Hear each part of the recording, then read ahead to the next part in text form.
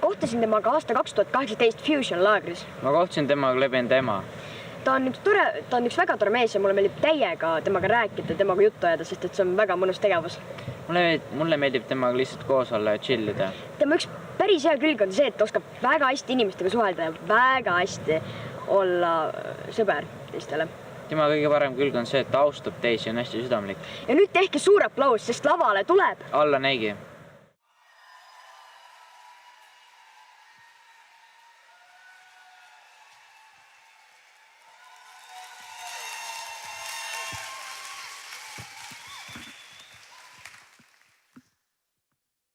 Tšau. Ma oleks täiega tahtnud seda videot juba näha, ma kuulsin neid hääli, need hästi tuttavad mulle. Tere kõigile, mina olen Alla Neigi, ma olen 23-aastane, ma tulen Rakverest ja mul on meeletu privileeg ja nii hea eesõigus jagada teile päriselt enda elu, enda lugu ja ka seda, kuidas Jumal on saanud võtta minu sotsiaalmeedia kasutajad ja teinud neist ühed kohad, mis on tema laudoovad, teisi inspireerivad ja teiste loole mõju andvad. Ma usun, et kui ma saan täna jagama siiralt, ausalt, läbipaistetavalt ja ka haavatavalt, siis Jumal saab kuidagi võtta selle ja teha selle sinu jaoks kõnekamaks, kui ükski niisama hea ja ilus jutt suudaks eales olla. Aga enne kui ma alustan, ma tunnen, et ma pean küsima midagi. Tõsta oma käsi, kui sa oled sellel nädalal kogenud erinevaid rünnakuid enda vastu. Oled sa meeskonnaliige, kui sa oled esimest korda siin, oled sülistusbändis, vahet ei ole, kas sa oled kogenud sellel nädal erinevaid rünnakuid enda vastu. Ma ei pane kedagi kirja, aitäh, sa võid enda käe alla lasta. Eelmisel nädalavahetusel ma planeerisin enda töögraafiku niimoodi, et ma lõpetan töö iga õhtu kell 5, mis tähendab seda, et mul on väga palju aega valmistada ette PP jutlust. Mul on palju aega, et otsida ja kuulata Jumalat isiklikult selle kohta, mis ta kavatseb mulle täna rääkida. Ja esimene asi, kui ma jõudsin esmaspäeval tööl, oli see, et minu ainsad 2 kolleegi olid suutnud haigeks jääda, mis tähendab seda, et ma pidin asendama neid. Ja minu 8-tunnistes tööpäevades sai 12-tunnised tööpäevad. Ja ma olin kuidagi löödud, et see aeg või see, mis ma olin planeerinud, jätta Jumalale, see rööviti minult. Kolmapäeval ma sain teada, et üks mu sõber Ameerikast on teinud enesetappu. See oli olnud üks lahe tüüp, kes on käinud siin Eestis, ta teinud English camp'e, ta on teeninud Jumalat tuliselt, ta on teeninud neid noori. Aga midagi oli juhtunud ta elus ja ta oli kaotanud Jumala, ta oli kaotanud selle sihi ja ta otsustas endalt elu võtta. Ja reedel tegelikult ma pidin saabuma siia väga vara. Ma olin kirjutanud lähetusavalduse, et ma saan tulla siia PP-le ja ma olin teinud seda õigeaegselt. Mu ülemus oli selle allkirjastanud, aga midagi juhtus reede hommikul ja mu ülemus otsustas, et ta tühistab selle lähetusavalduse ja ta leidis, et ma ei peaks siia tulema. Ehk siis jälle üks rünnak minu vastu. Et kui sa tõstsid täna oma käe, kui sa julgenud ka oma kätt tõsta ja sa tunned sinna rünnakut, sa oled valmistanud, sa oled oodanud seda PP-d, selle lootuses on juhtunud midagi, mingid olukorrad on pöördunud su vastu, mingid inimesed on pöördunud su vastu, siis tea seda, et kus iganes kurat on ründamas suuremalt, seal Jumal on võitmas veel vägevamalt.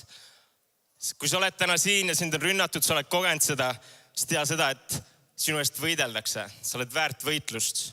Sa oled nii väärtuslik ja see, mis Jumal tahab, et sa kogeksid siin, see on midagi nii erilist, et sind rünnatakse. Sul tahetakse ära võtta seda. Aga õnneks Jumal ei ole hea kaotaja ja ta ei kavatsegi kaotada sind, ta ei kavatse alla anda sinu suhtes.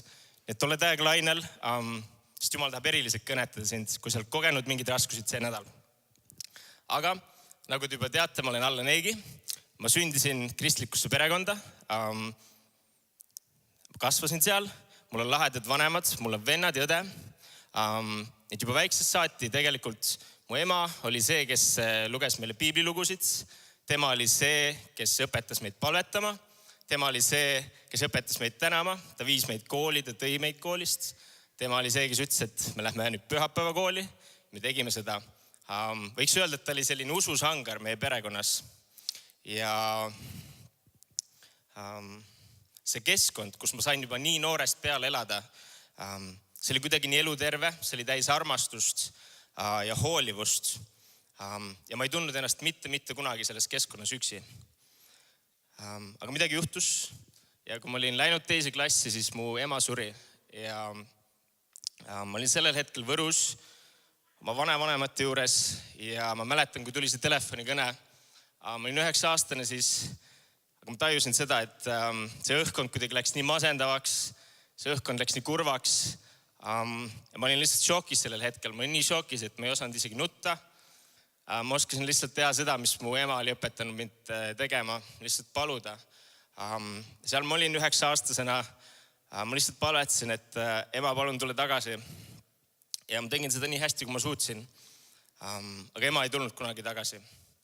Ja see oli midagi, mille ma kuidagi kandsin väga sügavalt enda sisse. Ma ei olnud nõus rääkima sellest, ma ei osanudki kuidagi rääkida sellest. Ja see hakkas kuidagi süvenema minu sisse.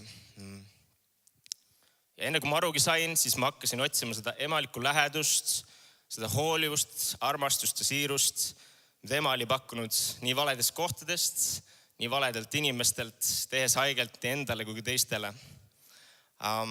Umbes 5. klassis mul tuli väga tugev akne, nahahaigus ja mäletan siiamaani inimeseõpetuse tunde, kus terve klass ja õpetaja käsitlevad seda teemat.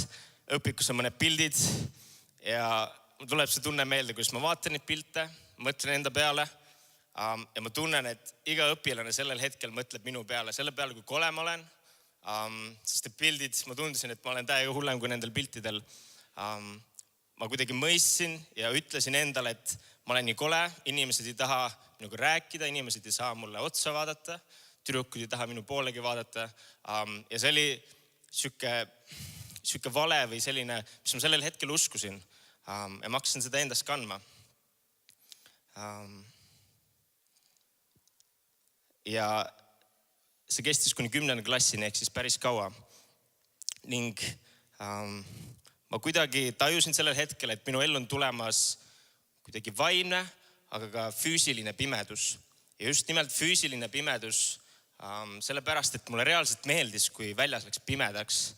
Sest ma tundsin, et kui see pimedus tuleb, siis ma olen kuidagi varjatud, ma olen kaitstud seal. Keegi ei näe, milline ma olen, keegi ei näe, kui kole ma olen. Ja kuidagi lohutasin ennast selles pimeduses. Aga tuli 2009 aasta, tuli English Camp ja mu vanemad registreerisid mind sinna, nad maksid mu eest. Nii et mul ei jäänud väga valikut, ma pidin sinna minema. Ma ei tahtnud sinna minna, sest ma olin ikka veel katki, ma tundsin ennast ikka veel üksi, mul oli ikka veel madal enesehinnang, aga ma pidin sinna minema. Võiks öelda, et lausa hetkest see atmosfäär, mis ma kogesin selles laagris, tundmata mitte kedagi, see oli täis armastust, siirust, hoolivust, sõprust ja seda sellisel moel, mida ma ei olnud kogenud juba aastaid. Ma kuidagi nägin ja tajusin, et see Jumal, kellest need noored seal räägivad, see on olnud hoopis teistsugune Jumal, keda mina olen uskunud. See Jumal, kellele nemad laulsid, vanemad ja nooremad noored kui mina, see oli olnud hoopis teistsugune Jumal, kelle mina olin laulnud. Ja see puudutas mind nii väga seal laagris. Ja ma tegin seal laagris ühe otsuse. Tegin sellise otsuse, et okei, Jumal, ma ei jaksa enam elada minevikus. Ma ei jaksa enam kuidagi tunda seda üksindust. Ma ei taha olla üksi, ma kuidagi näen, et neil inimestel on midagi enamat, mida minul ei ole. Kui sa kuidagi saad tulla minu ellu ja anda sellele väärtust ja teha seda mõjukaks, siis palun võta see ja kasuta seda. Tegin sükse otsuse seal, olles ikka veel kristlane. Ja see laager sai läbi. Ma läksin esimest korda ise kirikusse. Mitte sellepärast, et mu vanemad oleks mind sinna viinud. Ma läksin, sest ma tahtsin Jumalat kogeda. Ja ma istunud viimasesse pinki või rõdule, kus ma tavaliselt istun. Või ma istusin kõige ette pinki. Vanade Karmeli koguduse puidust raskete kõvade pinkide peale. Ma istusin sinna. Ma ütlesin, Jumal, ma olen siin. Ma ei oska paremini. Palun kasuta mind. Palun kõneta mind. Ja see, mis ma avastasin ja see, mis ma hakkasin kogema, oli see, et Jumal tõesti hakkas muutma mind. Ta andis mu ellu selliseid sõpru kirikus, kes reaalselt hoolisid, kes mõistsid. Jumal kaasas mind noortetöö meeskonda. Ma sain hakata teenima erinevaid noori. Jumal hakkas minus avaldama erinevaid ande, muusika tegemise andi ja luuletamise andi. Enne kui ma arugi sain, Jumal oli kutsumas mind ülistusse. seda sama katkist poissi, kes oli elanud minevikus, kes oli tahtnud elada pimeduses. Jumal kutsus mind ennast ülistama ja teisi teenima. Mingi hetk ma avastasin ennast kohast, kus Jumal reaalselt äratab mind öösel üles ja ta annab huvitavaid mõtteid. Ja nendest mõtetest sündis üks raamat, mille nimi on Ma ei ole üksi, millest ma täna loen ka teile ühe luuletuse. Ja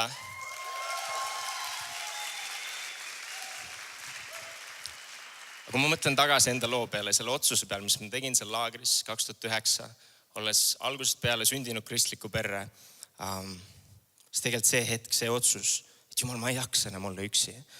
Ma ei jaksa enam elada tähenduseta elu. Palun kasuta minu lugu, ma ei tea, kuidas sa seda teed. Ma ei tunne ennast andekalt, ma ei tunne ennast ilusana, ma ei tunne ennast rääkimas PP laval. Aga palun tule ja tee lihtsalt midagi. Jumal tõesti tuli. Jumal tõesti muutis. Nii kui sa oled täna siin, sa tunned ennast üksi, nagu Kristjana rääkis või ma olen rääkinud. Sul on omad võitlused. Sa tunned, et sa oled murtud, siis Jumal on täna siin, et öelda sulle, sa ei ole üksi. Ma ei ole kunagi sind jätnud. Ma igatsen, et sinu lool oleks mõju kõnetada rohkem inimesi, kui sa sulle teales seda uskuda. Ma igatsen, et sinus avalduksid annid, millest sa ei oska unistadagi. Ja Jumal kuidagi eriliselt, kui ma olin saanud need mõtted kirja, siis ta kõnetas, et sa ei pea tundma ennast üksi, sest Jeesus on ainuke, kes on kogenud täit üksindust. Sellel hetkel, kui sõbrad on ta reetnud, ta on kandnud seda risti, ta on pekstud, mõnitatud, ta on seal risti peal. Ta ütleb, mu Jumal, miks mu maha jätsid? Ja ta on teinud seda sellepärast, et mina ja sina mitte kunagi ei peaks tundma seda. Mõnikord võit ei näe välja nagu võit.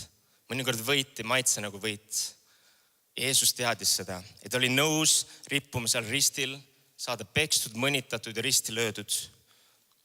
Ta oli saavutamas seda võitu, teades, et see ei näe välja nagu võit. See ei ole loogiline. Ta oli nõus tegema seda sellepärast, et ta tahtis sind. Ta tahtis, et sa ei tunneks ennast kunagi ennast üksi. Ta tahtis, et sa kuuluks talle.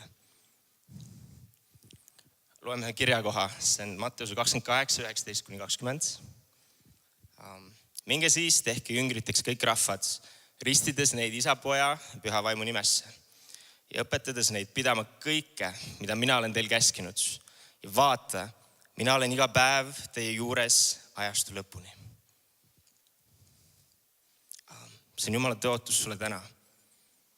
Olla sinu juures ajastu lõpuni.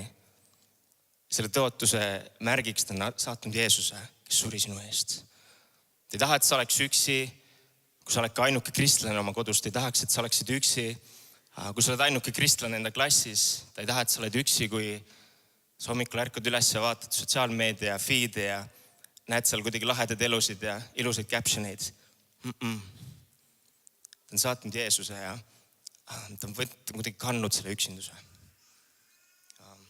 Aga mingi hetk, kui ma tegin need otsused enda elus, oli edaspidi siiras, aus, läbipaistev, haavatav, mitte ainult kuidagi enda olemusega, vaid ka enda looga ja sellega, et ma jagan seda sotsiaalmeedias, siis ma avastasin midagi huvitavat.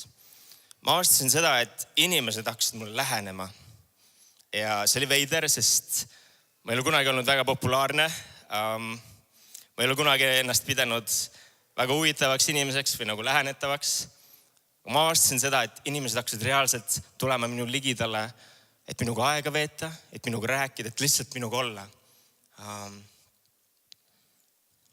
Ja võiks öelda, et nad ei olnud sellised kuidagi minu masti inimesed või nad ei olnud superstaarid või sellised, keda ma oleks oodanud ja lootnud, vaid nad olid, nagu piibel kirjutab, natuke nagu patused ja tölnerid, natuke nagu outsiderid. Ja ma alguses kuidagi panustasin neisse skeptiliselt, selle sama mõttega, et nad ei ole ju need. Mõne hetke pärast ma avastasin, et see ei ole ainult nende elu, mis muutub, vaid ka minu elu. Ja täna ma tahan rääkida sulle kahest outsiderist või patusest ja tölnerist, aga lihtsalt natukene teistsugustest inimestest, kes tulid mu ellu, kes muutsid seda ja said kõnetama mind. Vaatame pilte. Ja seal on Tauri ja Christopher. Christopher on täna siin, teeme talle aplausi.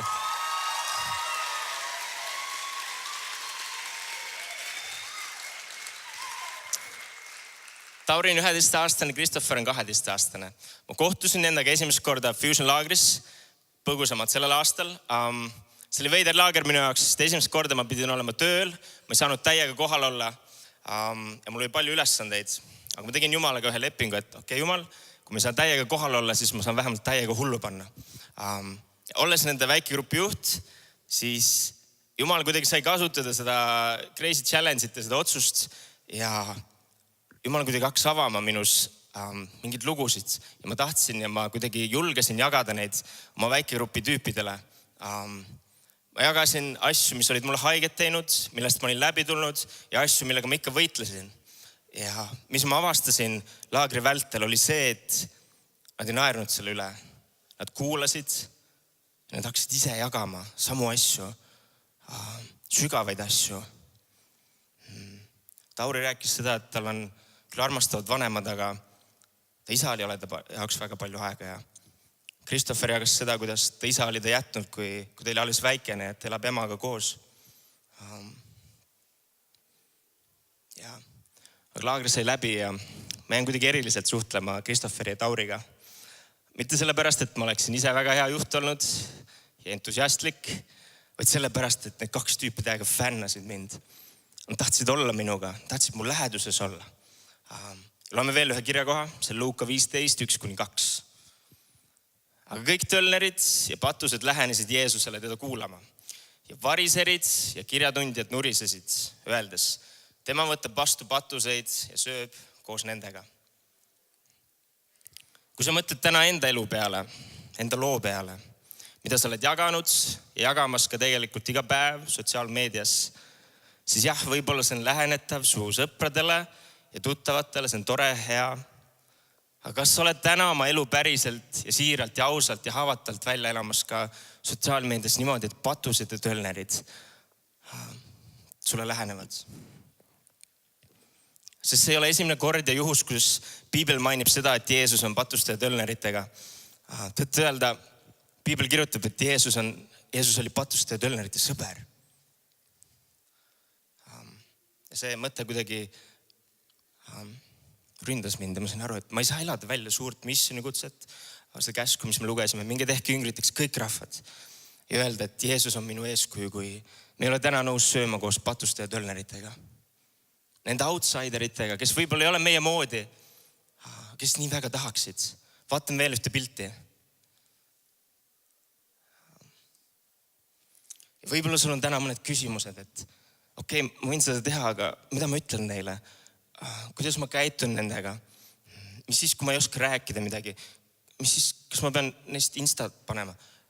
Ma ütlen sulle, ükski neist küsimustest ei loe, sest mis ma avastasin, oli see, et kaks tüüpi lihtsalt tahtsid, et ma olen koos nendega ja söön koos nendega. Sest nad on katki.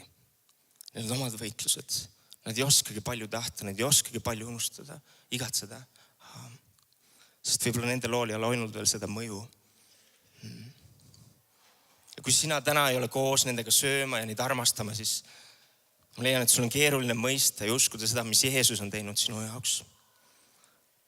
Ent Jumal teeb nähtavaks oma armastuse meie vastu sellega, et Kristus suri meie ees, kui me olime alles patused. See olid sina kunagi, see olin mina kunagi. See patune tölner, kes tahtis lihtsalt olla Jeesus lähedal. Kellegi lähedal, kellel on mõju, et lihtsalt süüa temaga, et lihtsalt elada koos temaga, et lihtsalt olla koos.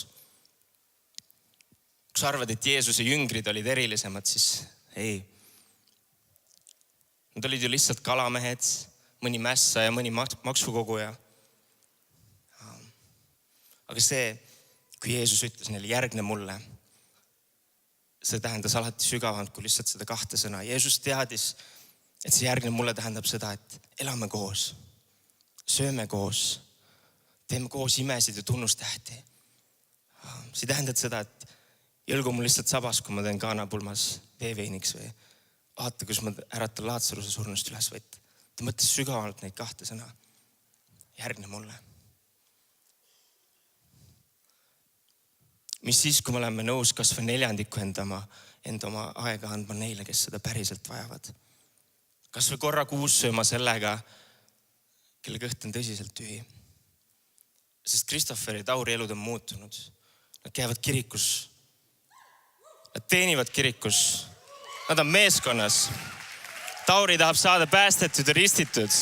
Christopher on täna siin. Ta on nõus oma isale andestama.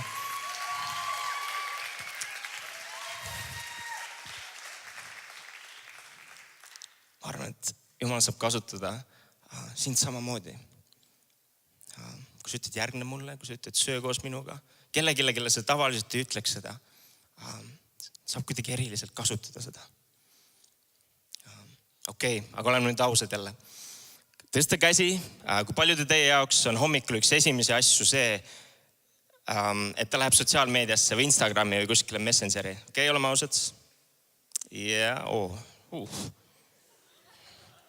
Okei, võite käed alla lasta. Veel aasta aega tagasi, see olin täiega mina. Ma lihtsalt ärkasin hommikul üles. Reaalselt esimene asi, mis ma otsisin, oli mu telefon. Lihtsalt selleks, et vajutada seda home buttonit, vajutada seda Instagrami ja lihtsalt mitte mingil põhjusel vaadata, kes on like'inud mind, kes on kommenteerinud mind, kas mu sõber on mu sõbrakutse vastu võtnud, kas ta on blokkinud mind. Lihtsalt siuke tühine scroll, täiesti mõttetu, lihtsalt mingi pöidla swipe. Me kõik oleme teinud seda. Ja enne kui ma arugi sain, siis mõistsin, et ma olen tegelikult langenud lõksu. Lõksus ei ole hea olla.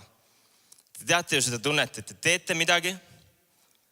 Päris täpselt ei tea, miks te seda teete. Aga te ei suuda lõpetada selle tegemist. Tundub siuke süütu asi natuke. See oli midagi, mille tegemist ma ei suutnud lõpetada. Ja see röövis mu aega, see röövis mu mõtteid. Ja ma jäin kuidagi tühjemaks seda tehes. Ja ma mingi hetk mõistsin, et see ei ole midagi, mis jääks kestma. Sest ma jäin ikka januseks. Ma jäin ikka janunema rohkem like, rohkem kommentaare, rohkem sõbrakutseid. Sest ma tahan, et ainult korraks oleks hästi. Ja nüüd ma loen teile luuletuse, mis ma kirjutasin. Jumal andis oma mõtteid, et seda kirjutada, et tulla välja sellest sügavusest. See kõlab niimoodi. Põnev, kui sind kuuldakse. Põnev on veel, kui seisatatakse, et kuulata, et võtta kuulda. Midagi maagilist on selles, kui suudad puudutada kellegi hinge. Kas või viivuks midagi muuta, on tihti raske suuta. Kuid seda me ju ootame. Salaja, sisimas, et midagi viivuks muutuks. Et korraks oleks hea. Korraks oleks kõik hästi. Meile meeldib leppida vähesega. Ma isegi ei tea, miks. Aga kui peaks olema palju, millega leppida ja millest tunda rõõmu, siis kindlasti ei või kesta see kaua. Sest see võib tunduda liialt maagiline. Ning maagilisem sellest veel, et kusagil on keegi, keda ma ei näe, kes soovib anda käe, vaid viivuks, et korraga oleks kõik hästi. Ja nüüd me saame Piiblist lugeda ühte lugu naisest, kes samuti otsis vaid üürikest lohutust, et korraks oleks hea. Ja saame lugeda sellest, kuidas Jeesus sai teha nii, et ta ei januneks enam iial. See on Johannese 4, 7-15. Samaaria külast tuli naine vette ammutama. Jeesus ütles talle, anna mulle juua. Aga tema jüngrid olid läinud külasse toitu ostma. Siis Samaaria naine ütles talle, kuidas sina, kes oled juut, küsid juua minult, Samaaria naiselt. Juudid väldivad ju iga kokkupuudet samaarlastega. Jeesus vastas, kui sa ainult teaksid Jumala kinki ja kes see on, kes sulle ütleb, anna mulle juua, siis sa paluksid teda ning tema annaks sulle elavat vett. Naine ütles talle, isand, ämbrit sul ei ole ja kaev on sügav. Kust sa siis saad selle elava vee? Ega siis sina ole suurem kui meie isa Jaakob, kes andis meile kaevu ning kes jõi sellest ise samuti, ta pojad ja ta kariloomad. Jeesus kostis, kuule nüüd. Igaüks, kes joob seda vett, januneb jälle. Aga kes iganes joob vett, mida mina talle annan, ei janune enam iialgi. Vaid vesi, mida mina talle annan, saab tema sees igavesse ellu voolavaks allikaks. Naine ütles talle, isand, anna mulle seda vett, et ma ei januneks. Et ma ei peaks enam käima siit ammutamas. ma arvan, meil kõigil on oma karikad, kui see ei ole täna sinu jaoks sotsiaalmeedia, kus sa käid ammutamas, kus sa käid rahuldamas seda janu, siis võib-olla on sinu jaoks see täna midagi muud. Ma ütlen sulle, et isegi Jeesusel on oma karikas. See oli karikas täis Jumala raevu ja viha minu ja sinu vastu. Ja kui sa mõtled selle peale, mis juhtus Getsemanis, siis ta ei tahtnud juua seda karikat. See oli raske talle. Ta oli ahastuses, piibel kirjutab. Ta nuttis verepisaraid. Aga ta jõi seda sinu ja minu eest. Et me ei peaks saama seda, mis me väärime. Ja kui sa oled täna siin ja sa oled janune, sa oled võib-olla sotsiaalmeedia lõksus, sa oled mingis muus lõksus, sa tead, et sa ei saa sellest enam välja tulla, siis tea seda, et isegi Jeesusel oli raske selles lõksus. Jumala pojal oli raske. Ta ei eeldagi seda, et sinu ellu ei tule enam karikaid, millest juua. Ta ei eelda, et sa ei ole enam kunagi janune teiste heakskiidu järele sotsiaalmeedias või ükskõik mille jaoks. Ei, ta tahab, et sa tehaksid seda, et Jeesus ise on andnud lubaduse ja teotuse, mis me lugesime. Kes iganes joob vett, mida mina talle annan, ei annu iialgi, vaid vesi, mida mina talle annan, saab tema sees igavesse ellu voolavaks allikaks. Ja see lugu läheb tegelikult edasi, me ei loe seda, aga piibel kirjutab, palju samaarlasi sellest külast uskus Jeesusesse selle naise sõnade tõttu. Selle naise, kes alguses põlgas Jeesus ära, kes ütles, et sa ei peaks siin olema, sa ei peaks minuga rääkima. Selle naise, kellel oli olnud 5 või 6 meest. Me näeme seda lugu, kus Jeesus sai võtta ja kasutada seda janust. Samaaria naist, kes tahtis, et vaid korraks oleks hea ja muuta terve külaelu. Püürata nende südamed enda poole. Huvitav, kuidas Jeesus tahab kasutada täna sind. Tihtipeale Jumal ootab meid ainult seda, et me oleksime kuulekad, hästi natukene kuulekad. Sest kus iganes me näeme inimesi kuulekana, me näeme Jumalat suuremana. Ja kui sa oled täna siin, sa arvad, et sotsiaalmeedia on ainult sulle, Jumal ei tea sellest mitte midagi, arvad, et käisin inimeste leiutis ja Jumal, sa ei tea, kuidas häid captionid mõelda ja ma tean ise, kuidas selfie talle mingi piiblikoote panna ja looduspilti talle ja sellest piisab sulle Jumal. Siis ei, Jumal on täiega hull ja ta tahab kasutada sotsiaalmeediat, et rääkida lugusid, et rääkida enda lugu. Ma jagan sulle kiirelt challenge, mis Jumal mulle esitas, tulles välja sealt nii-öelda lõksust. Jumal küsis mult, et mis siis, kui sina alla neegi, küsiksid inimestelt sotsiaalmeedias, Instagramis, iga päev midagi sügavamat, kui sotsiaalmeedia eales suudab seda pakkuda. Kui sa suudaksid panna sinna tühise scrolli vahele midagi sügavamat küsimust, mida inimesed võiksid kohata, isegi kui nad alguses ignoreerivad seda, kas sa saaksid teha seda? Ja vaatame ühte pilti veel. Siin on vaid mõned pildid.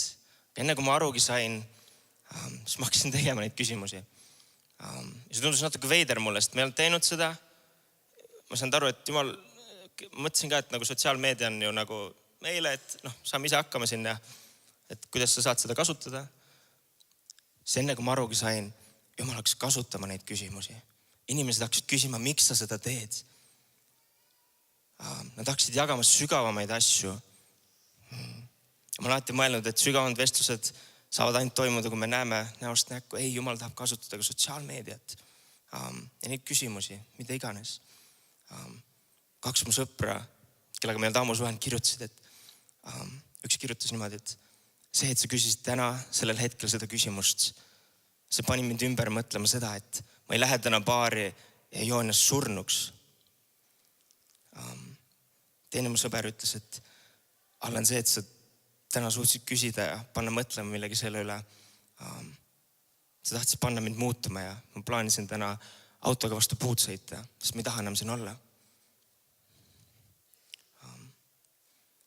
Ja lihtsalt selle pärast see kõik, et mina otsustasin olla kuulekas, ennast anda. Mis siis, kui alates praegusest sina ja mina võtame vastu otsuse, et me ei lähe sotsiaalmeediasse enam midagi saama, vaid andma. mis siis, kui alates praegusest me võtame vastu otsuse, et me ei pea paljusid järgima ja follow ima, aga me peame vaatama, et minu elu oleks järgitav ja nähtav võimalikult paljudele. Ma räägin sulle ühe viimase unenäo ja mõned mõtted ja siis ma lõpetan. Ma nägin seda unenägu umbes 1,5 aastat tagasi ja kui ma olin unes, siis ma ärkasin ühes meeletus suures kaubamajas, mis oli väga valge, nagu pühad unenäod ikka on. Ja seal kaubanduskeskuses või selles kaupluses olid lõputud riiulid ja sektsioonid ja need jooksid väga-väga pikalt. Ja nende riiulite peal olid erinevad tooted ja nendel toodetel olid hinnad. Ja ma sain aru, et need tooted tegelikult on inimesed ja need hinnad, mis sinna pandud on, need on pandud inimeste endi poolt. Ja kõige ilusamas kohas, ilusas valgustuse, ilusas riiulis, kõigile nähtavas kohas olid muidugi kõige ilusamad tooted, kõige kallimad tooted, kõige paremini nähtavad tooted. Siis läksid edasi keskpärased ja nii edasi. Mind huvitas, mis juhtub, kui ma kõnnin sinna taha poole. Ja kui jõudsin sinna taha, siis ma märkasin, et see valgustus ei olnud enam nii ere. Need letid ei olnud enam nii ilusad. Ja need tooted ja need inimesed, kes seal olid, nad olid tõmmatud endalt selle esialgse hinna, selle väärtusliku hinna ja nad panid enda peale selle allahindluse sildi. Nad olid odavad. Nad olid teinud ennast odavaks ja see, kui ma olin seal selles kohas, seal sektsioonis, selles unenäos, see oli rõhuv, see oli kurb. Ma ei tahtnud seal kaua olla, ma tundsin, et seal ei ole keegi kaua käinud, keegi ei tahagi sinna minna. Ma mõtlesin, okei, Jumal, see on veider unenägu, võiks lõppeda nüüd. Aga enne kui ma aruga sain, astus Jeesus poodi. Tuli kuidagi kauplusesse. Tal ei olnud mingit ostukäru või midagi, ta lihtsalt tuli. Ja ma mõtlesin alguses, et ta läheb sinna ilusate toodete ja inimeste juurde. Sinna, kus on hea, sinna, kus kõik näevad. Ei, Jeesus kõndis otsa sealt mööda. Ta läheb sinna poole, kus keegi ei ole tahtnud minna. Ta läheb sinna poole, kus on hämar valgus, kus on katkised riiulid, kus on need odavad ja allahinnatud inimesed. Ja ta jõuab sinna. Ja ta võtab nad ja ta ütleb, ma tahan osta teid välja. Ja mitte selle allahinnatud summa eest, vaid selle summa eest, milline oli teie esialgne hind. Kui sa oled täna siin ja sa tunned, et sa oled teinud midagi, sa oled teinud pattu, sa oled võib-olla läinud Jumalast kaugele, sa oled teinud oma sõpradele haiget, sa tunned, et sa ei vääri olema selle esialgse hinnaga, selle väärtusliku hinnaga, kellena Jeesus siin näeb ja sa oled pannud enda peale selle allahindlussildi. Siis Jeesus on täna siin, et väita vastupidist. Ta on tõestanud vastupidist. Ta on andnud oma elu sinu eest, olles Jumal kõige kallim poeg, mitte allahinnatud poeg, mitte teine kõige parem, vaid Jumal ainuke, kõige kalli hinnalisem poeg. Ta on maksnud sinu eest hinna, et sa ei peaks tundma niimoodi. Ta tahab anda sulle hoole väärtust, ta tahab anda su elule väärtust. Ta tahab kutsuda sind enda pojaks, enda tütreks ja enda saadikuks, rääkimaks Jeesuse lugu. Kui sa oled täna siin, siis ma usun, et sa oled nõus, et Jeesuse lugu on väärt rääkimist. Come on. Üks viimane lugu, vaatame ühte pilti. Loen sulle, see on üks Instagrami postitus tegelikult, millega ma täiega võitlesin, kas ma panen selle üles. Ma panin selle, ma loen selle, mis ma kirjutasin. Ma ei tea paljusid lillemüüjaid, kes alustaksid tööd kell 7, müüksid lilli veel kell 11 öösel ja kui mingil veidral põhjusel soovib ostja maksta tema lillede eest rohkem ja need hoopis talle kinkida, siis puhkeb ta nutma. Sõbrad, see ei ole pilte eputamisest ja sellest, et vaadake mind, sest on nii palju asju, mida ma saaksin oma elus paremini teha, vaid pigem sellest, et kui erilised ja armsad on inimesed meie ümber, kellest me iga päev välja tegemata mööda kõnnime. See armas vanaproua seal on juba aastaid müünud lilli Tartu kaubamaja kõrval. Oled sa peatunud viivuks, et temaga rääkida? Oled sa võtnud kokku julguse ja öelnud, et sinu lilled on ilusad?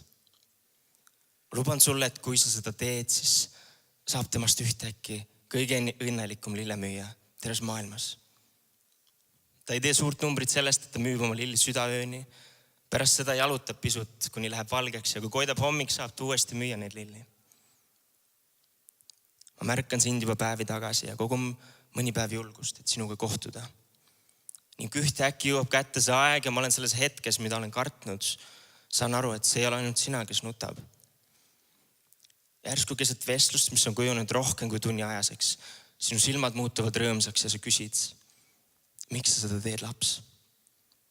Ja ma ei oska öelda muud, kui et Jumal ja armastus. Siis tunnen, et sa oled Jumal, sina, kes nii küsib. Sinu ees ma tahan olla alati laps. Kas nägid mind Räbalais tänavail, seal, kuhu keegi ei vaata? Sinu päralt on taevariik. Kas kuulsid, kui vaikuses palusin? Nõnda lihtne oli minu palve. Nõnda lihtne oli teha süda kõvaks. Sest sinu päralt on taevariik. Kes sa oled, et julged langeda maha ja minu kõrvale paned sa oma põlved? Ma ei tunnegi sind ja sinu headus on mulle võõras. Võõras mul ei ole sulle raha ja headus on mind maha jätnud. Nüüd ma annaksin sulle kõik taevased õnnistused, kui see oleks minu anda. Lase ma hüüan sinu nime aegade lõpuni, ka siis, kui ajad saavad otsa, sest mul ei ole rohkem anda. Sest sa oled andnud kõik, sest sinu päralt on taevariik.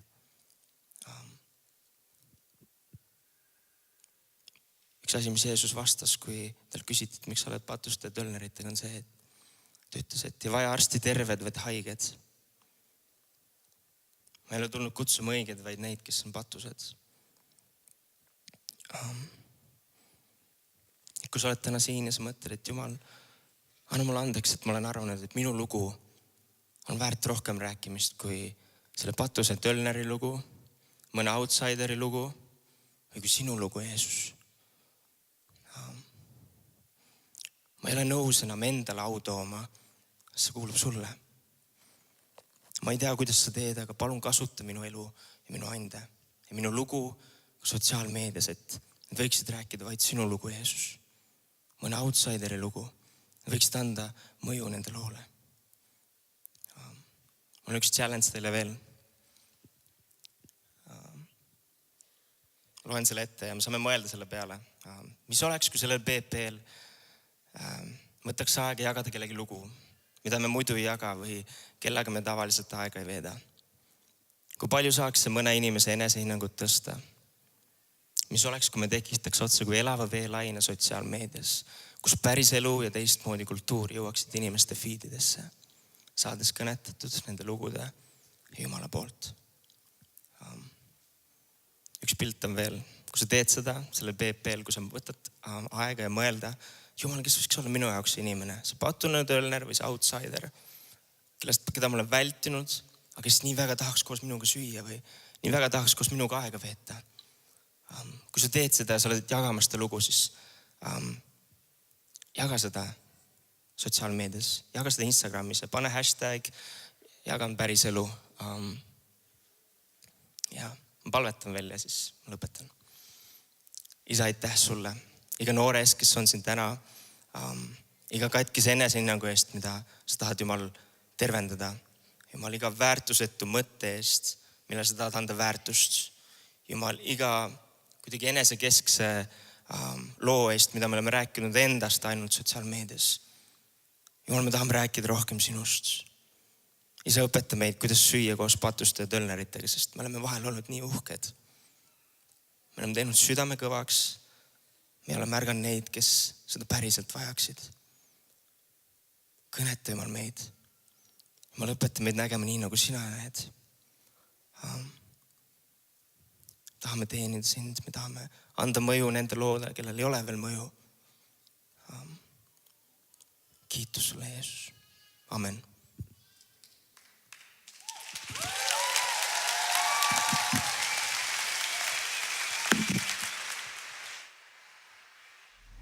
Nad on kaks meie väga head sõpra, keda meil on olnud au tunda juba mitmeid aastaid. Mõned meist tunnevad neid juba terve elu. Nad on väikesed, aga tublid. Nad on peatamatud juhid ja potentsiaaliga muuta terve maailm. Linna suurüritused ei toimu ära ilma nendeta. Nad on nagu sukk ja saabas ja seda juba lapsest peale, alates Venemaa missionireisidest kuni korterikaaslasteks olemiseni. Isegi mitmed aastad ja 10 000 kilomeetrit üksteisest eemal olemist ei ole nende sõprust muutnud. Nende veres voolab innovatsioon. Nad juba 100 kilomeetri kaugused haistavad ära, mis on ühiskonna trendid. Kui sa arvad, et oled avastanud mõne uue trendi, siis tea seda, et nende jaoks on see juba kiviaeg. Neil on suur süda järgida Jumala tahet ja näha, et Eestimaa noored võiksid oma elu anda Jeesusele. Nad lendavad ülikõrgelt. Linnahall ja Saku Suurhall võivad jääda väikeseks kiriku jaoks nende arust. Meil on hea meel kutsuda teie ette Grete-Maarja Tött ja Simona Andreas.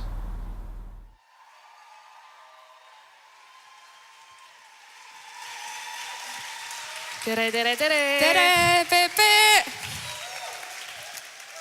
Ei, seda sissejuhatust oli väga huvitav kuulata. Jaa, see oli tõesti põnev. Me vaatasime üksteisele terve aega otsa ja itsitasime veid. See oli päris lahe. Aitäh, Ivo ja Liis. Ma loodan, et te olete siin ja kuulete seda ka. Aga tegelikult meil on üks kaunis pilt ka, kas selle saaks korraks lavale panna. Või ekraanile, vabandust. No igastahes see pilt natuke seletab, miks meie siin oleme. Ja, et me oleme päris mõnda aega juba sõbrad olnud, et siukse paari nädala tagune pilt on seal. See võib tegelikult olla maailma esimene selfie, me ei ole täpselt kindel. Ja, tegelikult ma mäletan, kui me seda pilt tegime, me seal 11, ja siis Simona oli saanud endale mingi klõpsutava kaamera, kus oli film sees. Ja siis mul on siuksed lillad sametressid seljas, me olime kuskil maal, ja siis ma mäletan, tegime võilile põllu sees mingeid moepilte. Me tegime selfiesi. Ja siis ma juhiks tähelepanu sellele käele, kas te näete, see on nagu siuke haarab. See oli nagu kohe ära otsustatud, et see on parimad sõbrad elu lõpuni, seal ei olnud mitte mingit valikut. Nagu te näete, see haare on selline väga tugev. Okei, mina olen Simona, see on Grete. Ja meil on suur au täna siin olla, aitäh, et meid on siia kutsutud. Lahe asi on see, et me ei ole tegelikult kunagi niimoodi koos lava jaganud. Nii et see on midagi ajaloolist ja cooli meie jaoks. Kuna meie ei ole pastorid, siis veel, praegu ei ole, siis meie jutul ei ole 3 põhipunkti. Ja kuna meil ei ole palju aega, siis meie jutul on 1 põhipunkt. Ja ma tahaks selle põhipunkti teile kohe ära rääkida, selleks, et te saaksite kuulata meie lugu ja näha seda põhipunkti meie loos nagu välja tulemas. Ja lihtsalt me tahame teile öelda ka seda, et me rääkisime sellest kodus ja otsustasime, et me tahame olla teiega, see on tõsi, me oleme koos. Me tahame teiega olla ausad ja avatud ja võib-olla isegi jagada rohkem, kui osad meie sõbrad meist teavad. Nii et olge valmis. Meie põhipunkt täna oleks siis see, et tihtipeale me ootame, et mingisugused meie palve vastused leiaksid lahenduse kas sellisel üritusel, mingil palvehetkel, mõni pastor kõnetab ja siis sa kuidagi tunned läbimurret või mingi üks selline klõps käib su elus ära ja siis su probleem saab lahenduse. Aga me oleme oma elus näinud ja tihtipeale see on niimoodi, et Jumal saadab lahenduseks hoopis mõne inimese, mõne suhte või kogukonna. Ja tegelikult ma arvan, et sel hetkel sa ise ei saa sellest aru või sa kuidagi nii protsessi keskel, isegi kui meie loole tagasi vaadates, mis tuleb ka välja, on see, et nende tagasi vaates saad aru, et mingi, okei, Jumal, ma sain aru, mis sa tegid siin. Ja minu jaoks isiklikult ja Grete võib enda poolt ka rääkida varsti on see, et minu jaoks on Grete ja meie sõprus olnud väga suur palve vastus. Ja see ei tähenda seda, et see kõik käib lihtsalt, üldse mitte. Aga mis see tähendab on see, et minu jaoks ma tulen väga katkisest perest, sellisest raskest olukorrast. Ja kui ma olin noorem, siis ma olin nagu selles mõttes natuke kibestunud ja kinnine, et ma teadsin, et kui ma vaatan nagu saalis ringi, siis ma ei näe seal kedagi, kellega mul on selline side, et ma ei pea palju rääkima, sest et ma teadsin, et juba mu taust on nii radikaalselt erinev. Ja kuna me Gretega kasvasime koos üles samas koguduses, siis ma tegelikult teadsin Grete lugu juba algusest peale ja ma teadsin, et Grete on see üks inimene, kellega otsa vaadates ma saan temast aru võib-olla rohkem kui paljud inimesed sellepärast, et meie taust on mitte täpselt sama, aga põhimõtteliselt sama. Ehk siis minu isa on olnud vanglas ja lapsepõlves ma olen näinud sellist väga ebaseaduslikku elu. ja minu jaoks see, et elatakse seaduse järgi või see, et elatakse õigesti või kristlikult, see oli nii kaugel sellest, mida mina kogesin ja teadsin. Ja kui ma õppisin lapsena isegi Gretet tundma, siis ma teadsin seda, et tema on see üks inimene, kes seda mõistab. Sellepärast, et Grete on nimelt laps ja noor ja naine, kes on oma lapsepõlves veetnud mitmeid päevi Tallinna vanglates, Eestis, üle Eesti vanglates, sellepärast, et ka tema isa on kinni istunud. Ja fun fact, selleks ajaks, kui ma olin 12, olin kõik Eesti vangla läbi käinud. Ja paljud ei saa seda öelda, eks ju. Ja mina isegi tegelikult ei saa seda öelda, sest et siis, kui mina sündisin, selleks ajaks oli minu isa vanglast välja saanud. Aga mina teadsin seda südamevalu, mis on tütrel ja mis on sellel lapsel, kes on sellises peres. Nii et minu jaoks Grete ja see, et meie taust on nii sarnane, see, et meil on selline sõprus ja see, et meil on võimalus üksteist nii hästi mõista ja üksteisest aru saada, see on täiega olnud palvevastus. Keegi tegi nalja, et no meie isad olid siuksed Eesti nagu 90 alguses meie gangsterid ja siuksed mafioosnikud, sellepärast kogu see kupatus oligi. Aga siis oli nagu veits erinevates klannides meie lugu nagu siuke Roome ja Julia lugu. Ja et see meie isad olid jah natuke nagu eri pooltel, aga me elame täna koos.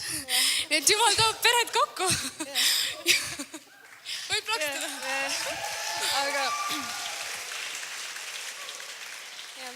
või selles mõttes, et mul on väga-väga imeline ema tõesti ja ma kasvasin vennaga üles ja ma selles mõttes materiaalselt ei ole pidanud kunagi puudust tundma, kodus oleks kuidagi midagi vähe olnud, vaid vastupidi, ema ilmselt võimaldas rohkemgi, kui võiks oodata. Ja näiteks osa sellest oli ka võimalus tegelikult õppida minna siis eliitkoolis või whatever, aga mis tähendas seda, et mäletan, kui esimesse klassi läksin, olid kokku kogunenud kõik Eesti ilusate ja rikaste lapsed või siuke nagu väga obviously hoopis teistsugune taust, kui mul on. Ja ma tegelikult mäletan seda hetke, et ma koolis kordagi rääkinud seda, nagu, mis mul päriselt kodus toimub, lihtsalt mingi mu isa ei ela meiega või see oli nagu the whole stories, keegi rohkem edasi küsinud. Aga lihtsalt see tunne, et oh my goodness, kui keegi peaks mu klassis teada saama, mis mul tegelikult kodus on, siis ma olen nagu automaatselt mingi social outcast või nagu elada sellise hirmuga pidevalt. Ja siis ma nagu ise tundsin, et see kohati nagu pani mul endale ka ploki, et veits nagu inimestega connect ida. Mitte see, et nagu ma ei ole kunagi tundnud, et ma oleks siuke ebasotsiaalne olnud, siis ma arvan, et suht obvious on see, et ma olen siuke ma olen tervele olnud selline. Aga lihtsalt see, et see päriselt see nagu connection, kus ühel hetkel võid olla täiesti aus inimesega või sa võidki täiesti nagu oma segaduse kellegi ette tuua, nii et sa ei karda, et sealt tuleb nagu meid hukkamõistu, siis seda nagu ei olnud mul enne, kui me olime jälle 15, kui me hakkasime Simonaga suhtlema. See pilt, mis te seal nägite, me olime siis 11 ja see oli selline hetk, kus pühapäevakool sai läbi, siis tekib siuke awkward faas, et kas minna noortekas edasi, mitte. Ja siis mina otsustasin minna. Simona, mina otsustasin minna. Ja mina ei läinud. See on natuke ikka raske teema. Ja siis oligi see, et ühel hetkel ma järjest tundsin, et ma olin mingi 12-aastane päga, võib-olla kandsin natuke rohkem meiki kui seal pildi peal. Pigem siuke, et 5 korda liiga palju, kui üks mõistlik inimene peaks kandma. Juhtub ka parimatega. Aga kõik teised olid see siuke 17, 18 või nagu siuke väga suur age gap oli seal. Esiteks juba see, siis ma tundsin, ma ei connect ära. Ja teiseks kogu aeg ikka kükitab mõttes see, et aga nad tulevad nii ilusatest perekondadest või see, et sa päriselt kunagi ei julgegi lihtsalt aus olla, siis on siuke veits nagu häbikoorem peal. Ja sellepärast ongi, ma ise olen tähele pannud ka seda, et kuigi Grete on nagu täiega on palve vastus ja meie sõprus on palve vastus, siis see võtab nii palju rohkem kui tegelikult lihtsalt see mõistmine, mis see, et Jumal on toonud meid sellistena kokku, on täiega palve vastus ja Jumal nägi selle ära, et see koht, kus mul on elus valus ja Gretel on elus valus, me saame need kohad üksteisele täita sellise mõistmisega. Aga seal juures käib ka see, et me oleme, kes meid tunneb, siis teab, et me oleme tegelikult päris sarnased. Ja vahel inimesed mõtlevad, nii lahe, te olete nii samasugused. Näiteks see on siis, kui Grete vanemad helistavad meile koju, siis mina räägin ja nad ei saa aru, et see olen mina. Või siis nad vahel on sellised teevad nalja ja viskavad nalja ja pärast on hästi pillik, et see oli hoopis mina, aga see on naljakas. Ehk siis meid aetakse tihti sassi, aga mida inimesed ei tea, mis selle taga on see, et vahel on täiega raske, sest et sa oled koos kellegagi, kellega on nii palju nagu hõõrdumist just selle pärast, et te olete nii sarnased. aga siin on see, mida me tahame ka nagu teile rääkida sõprusest, on pühendumine. Et see, et Jumal annab sulle inimese, kellega sul on võib-olla lihtne suhelda ja lahe ja lõbus, on üks esimene samm. Aga see, mis pühendumisega sa oled valmis selles sõpruses olema, see on sinu teha ja see tegelikult nagu määrab nii palju ära, kui hea see sõprus tuleb. Ja, et sel hetkel, kui me hakkasime jälle suhtlema, oli siis, kui Simona otsustas kirikusse tagasi tulla. Ta oli 15, me olime 15. Esimesed 3 kuud ma ei rääkinud temaga, kes ma nii solvunud ära läks. Aga... Ma tahaks siinkohal öelda, Magnus Jürgens oli seal. Ta oli ainuke inimene, kes minuga 3 nädalat rääkis Noortekas. Aitäh, Magi. Ja ma tean inimesed, kes on koguduses kasvanud, vahel on raske, kui keegi tuleb tagasi. Aga lihtsalt ma ütlen omalt poolt, et julgelt minge rääkima, nii nagu Magi minuga rääkis. Kusjuures Magi isegi ei teadnud mind. Nii et jah. Sorry. Ja see hetk, kui me olime 15, siis meie eluteed taas ristusid. Aga tegelikult huvitaval kombel, ma arvan, ma sel hetkel tegelikult tundsin ennast kirikus päris üksildaselt ja ma arvan, see oli jälle see, ma ise olin ära otsustanud, keegi ei mõista mind, et ma võiksin nagu päriselt oma elu nendega jagada ja siis nagu lõikasin ennast ise tegelikult ära väga headest sõprussuhetest. Mäletan, käisin kodugrupis, kus olid teised noored ka ja siis iga kord mu kodugrupis 2 aastat mu palve oli mingi, ma tahaksin teile kirikusse sõpra saada. Samaaegselt, kui tegelikult mu ümber olid inimesed seal olemas ja ma ise lihtsalt otsustasin, et nad tegelikult ei saa aru. Aga õnneks Jumal nägi, et ma olen niisugune natuke kangekaelne ja siis tuli Simona. Tulin mina palve vastus. Ei, aga päriselt, ma arvan, et miks meie sõprussuhe tegelikult on ka, ma arvan isegi väga rasketel hetkedel nii kergelt kulgenud on see, et see on lihtsalt täielikult palvetega kaetud. Ja. Üks asi on palved ja teine asi, mida mina olen tähele pannud, et kui ma vaatan oma mingeid teisi sõprusi ja teisi sõpru ja vaatan enda ümber üldse ringi, siis ma näen, et nii tihti meil on mingid sõprussuhted, mis katkevad sellepärast, et see tundub loogiline, et nüüd sai sõprus läbi. Et me mõtleme, et mul on tekkinud mingid uued huvid või sellel teisel inimesel on tekkinud mingisugune uus ala, millal ta töötab või käib kuskil teises koolis või vahel on see välismaa, mis vahele tuleb. Ja siis kuidagi tundubki, et nüüd me enam ei saa läbi või nüüd ei ole nagu millegist rääkida või seltskond on vahetunud või kuidagi nagu see ei ole enam loogiline. Mida ma olen enda puhul näinud on see, et mina olen hobifotograaf ja Grete ei ole, see ei tähenda seda, et ma ei saa temaga nagu sellest rääkida, vaid vastupidi, ma saan temaga seda jagada ja ta saab sinna sisse tulla ja vastupidi, me saame jagada üksteise hobisid. See, et mul on mingid teised sõbrad ja Gretel on teised sõbrad, tähendab seda, et meil on veel tugi, meil on veel kogukonda ja me saame üksteisele jagada oma elusid. Ja mis minu jaoks isiklikult oli väga oluline on see, et kui ma läksin Ameerikasse ja võib-olla läksin sinna ülikooli ja võib-olla oleks olnud mega loogiline. Et kuule, Gretes oli täiega lahe, me saime koos teenida, kasvasime koos ülesse, mul nüüd tuleb uus elu, uued sõbrad, uus riik, uus keel, uus kultuur, tšau. Aga mis oli tegelikult, mis juhtus, oli see, et kui oli kõige loogilisem nagu võib-olla laiali minna, siis me just vastupidi saime palju lähedasemaks, sellepärast, et mul oli seal kaugel olles keegi tugipunkt. Ja täpselt samamoodi, kui ma tulin nüüd maikuus tagasi, 4 kuud tagasi, siis oli nii loogiline mõnes mõttes, nagu kui me oleme nüüd hästi ausad, siis oli täiega raske. Ja see on hästi värske, see on 3 kuud, 4 kuud. Et see oli täiega raske ja võib-olla mõnes mõttes jälle loogiline punkt, kus me näeme, et võib-olla on nagu lihtsam, et sa leiad teised sõbrad või kuidagi elu liigub edasi. Aga siis sa ütledki, et ei, ma olen pühendunud. Te nägite seda Grete haaret muula peal, eks ju, me oleme pühendunud, et me lähme edasi ja siin kohas, kus on raske, me just vastupidi, kütame siia rohkem, me pühendume veel rohkem.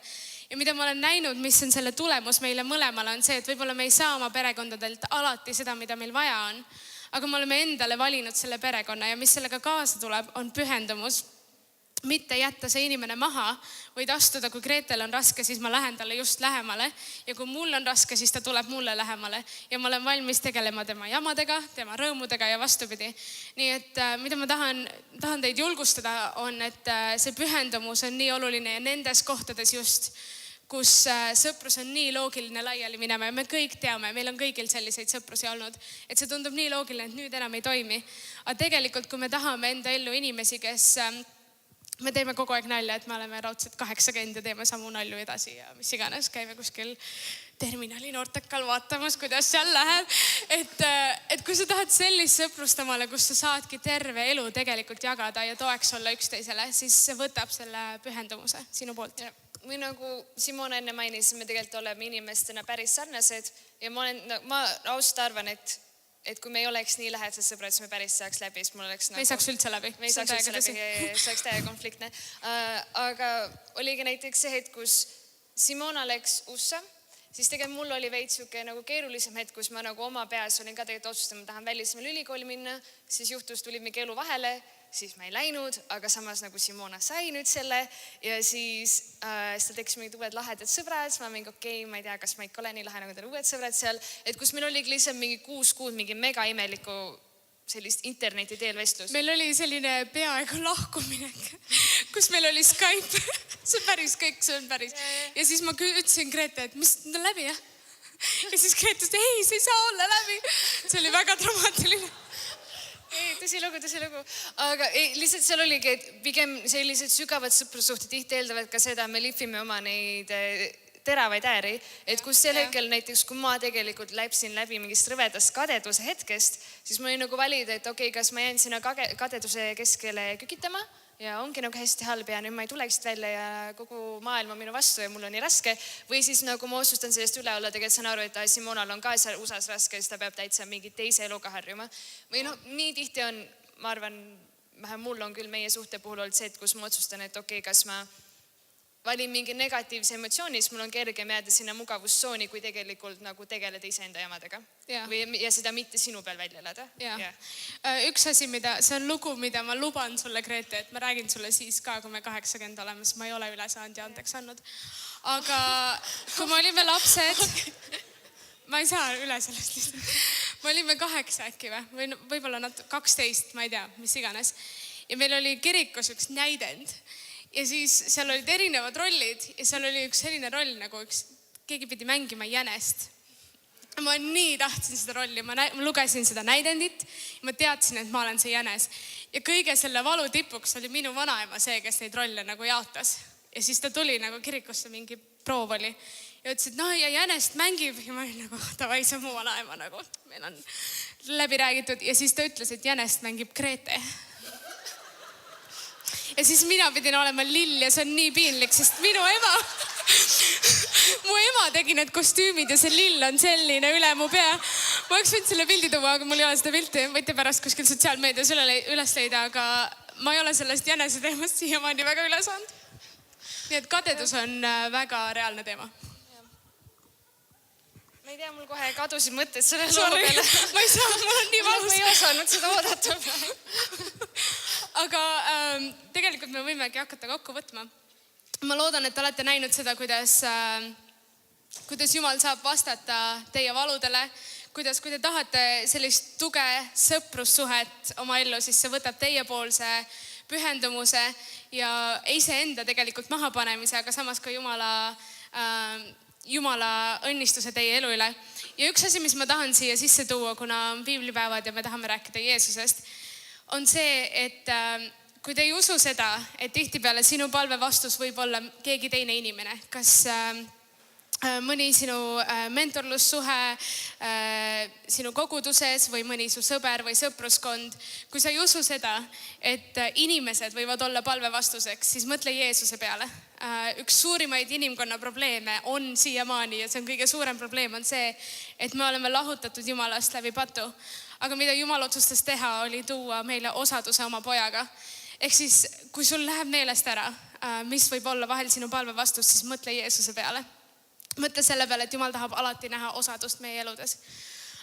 Ja nüüd me teeksime ühe sellise hetke, kus me tahame nagu rääkida väga selgelt ja otse 2 sorti inimestele siin saalis. Ma võtan enda peale selle, kus mul on rohkem kogemust ja Grete räägib oma kogemusest ja siis Grete palvetab meie eest ka. Minul on elus olnud hästi palju sõpru ja mul on tegelikult, ma võin öelda, et mul on olnud parimaid sõpru päris mitu. Nüüd on Grete ja igavesti forever. Aga enne seda, kui ma olin maailmas otsimas, siis, teeme üksteisele haiget ja pärast peab vabandama. Et enne, kui ma olin nagu kogudusest ära läinud, siis ma otsisin endale ka sõpru ja sõpra, seda ühte ja kedagi, kellega elu jagada. Ja ma võin praeguseks öelda, näiteks ma olin 6 aega tagasi 40 bussi peal. Ja ma nägin seal ühte tüdrukut, kellega ma olin kunagi väga lähedane. Ja me ei ütle üksteisele enam isegi tere, sest et meie elud on nii lahku läinud, nii drastiliselt lahku. Ja siis ma vaatan talle otsa ja ma mõtlen, et Pekki tegelikult siin linna peal on võib-olla 4 inimest, kes teavad mu elust nii palju. Ja ma olen ennast avanud nendele nii palju ja siis sa mõtled, et ma ei ütle neile enam isegi tere. Ja mis ma olen ise enda elus näinud on see, et tihtipeale need sõprused lähevadki nii ebaloogiliseks. Et sa otsustas, et nüüd ma annan alla ja nüüd ma enam ei jaksa, nüüd ma ei taha. Meil on teised sõbrad, teised huvid ja mida ma tahan sulle öelda, kui sina oled ka selline inimene, kellel on hästi palju sõpruskondi ja sa samas nagu ei leia, sa oled ikkagi üksi või sa ei leia seda ühte inimest, kellega elu niimoodi jagada või paari inimest, kellega elu jagada. Et sa näed, et su sõprused kogu aeg murduvad mingisuguses nii-öelda loogilises kohas ja sa tegelikult ei leia oma pinda. Siis tuleta endale meelde see, et see võtab pühendumust ja see võtab Jumalat selleks, et nendel nii-öelda loogilistes kohtades, kus on loogiline laiali minna, tulla just vastupidi kokku. Ja samas nagu kus minu lugu oli pigem see, et mul olid tegelikult inimesed ümber ja samas ma käin kodugrupis ja olen mingi nüüd palvetame selle eest, et ma endale kirikus ühe sõbra leiaksin, siis oligi see, et ma teadlikult ise lõikasin ennast inimestest eemale või teadlikult ise eraldasin ja kuidagi julgenud oma emotsionaalse müüri alla lasta või kedagi teadlikult lasta oma sellise segase elu või segaduse keskele. Et ma arvan, et siin ruumis on ka neidki, kes tegelikult su ümber on inimesed, su ümber on kogukond ja võib-olla sa vaatad need inimeste peale ja siis sa ise nagu välistad oma peas need inimesed, et mulle ei sobi see või mulle ei sobi see. Aga samas Jumal on need inimesed tegelikult sinu ellu toonud ja tegelikult see on sinu võimalus astuda ühte tähenduslikku sõprussuhtes selle hetke, kui sa tegelikult julgeksid olla haavatav need inimeste ümber. Ja tegelikult me võtaksimegi nüüd ühe palve ja lihtsalt, ma arvan, et siin saalis on kindlasti inimesed, kes nagu samastuvad emma kumma nende selle pointiga, mis me praegu välja tõime. Et lihtsalt võtta üks palvehetk ja tuua siia Jumala ette. Kallis Jumal, ma tänan selle eest, et sina ei ole loonud meid siia maailma üksi olema. Jumal, ma tänan selle eest, et sa oled loonud meie ümber inimesed. Jumal, sina rõõmustad selle üle, kui meil on kogukond meie ümber on terved suhted, Jumal. Jumal, ma lihtsalt palun, et kui siin on kellegi probleeme sellega, et ta ei suuda kuidagi pühenduda inimestele enda ümber või Jumal, kui ta tunneb, et kergem on jalutada olukordest ära, siis kui need raskeks lähevad selle asemel, et sinna jääda, Jumal, lihtsalt leida see sinu parim üles, siis ma palun Jumal, et sina annaksid julgust ja sina annaksid tarkust, kuidas nende olukordadega ümber käia. Ja samas Jumal, kui on need inimesed, kes lihtsalt ei suuda lasta oma emotsionaalseid müüre maha, sellepärast nad varem kuskilt haiget saanud, Jumal, et sina annaksid neile seda julgust ja seda turvatunnet ja seda teadmist, et sina hoolid nendest ja sina oled andnud nende ümber need inimesed. Ja Jumal, ühte julgust astu sellesse teekond, et luua väärtuslikke ja tähenduslikke sõprussuhteid. Jumal, ma tänasin sellest, et sina armastad meid nii väga. Jumal, ma tänasin sellest, et sa tunned head meelt, kui meie ümber on täisväärtuslikud suhted. Amen. Amen.